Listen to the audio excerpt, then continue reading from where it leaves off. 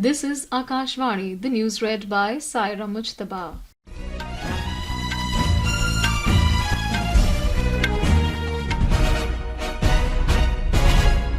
Prime Minister Narendra Modi today expressed gratitude to the people for reiterating their faith in the constitution and the democratic systems of the country by participating in the Lok Sabha elections.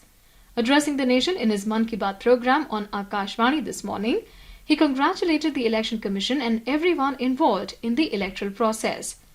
Mr. Modi spoke about the special campaign launched on World Environment Day this year, Ek Ped Maa Ke Naam.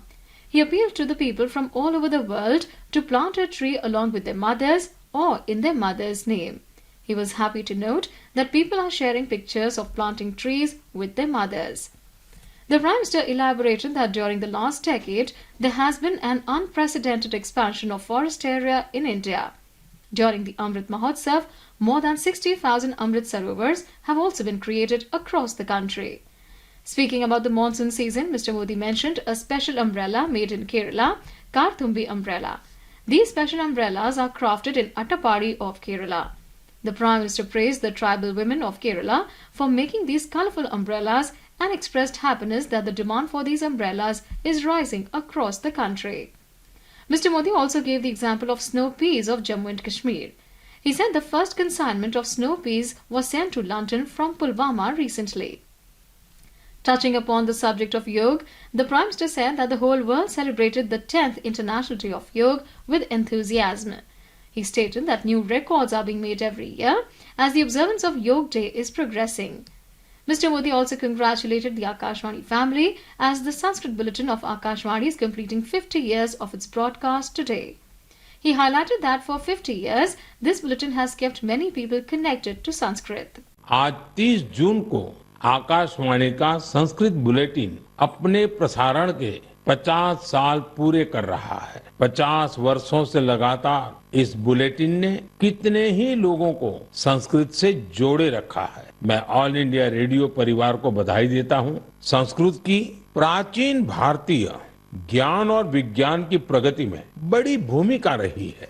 The three new criminal laws, Bharatiya Nyay Samhita 2023, Bharatiya Nagrik Suraksha Samhita 2023 and Bharatiya Sakshya Adhiniyam 2023 will come into force tomorrow. The Government of India has held regular meetings with states and union territories and they are fully geared up in terms of technology, capacity building and awareness generation to implement the new criminal laws. President Draupadi Murmu paid her tributes to the immortal fighters of the Santhal rebellion on Hul Divas. In a social media post, the President said that the immortal stories of sacrifices of heroes like Sidhu Kanhu, Chand Bhairav and Phulo Jhanu, who fought a historic war against injustice, are written in golden letters. She said that the ideals of those revolutionaries will always remain a source of inspiration for all the countrymen. Lieutenant General Upendra Dwivedi took charge as the next Chief of the Army Staff today in New Delhi.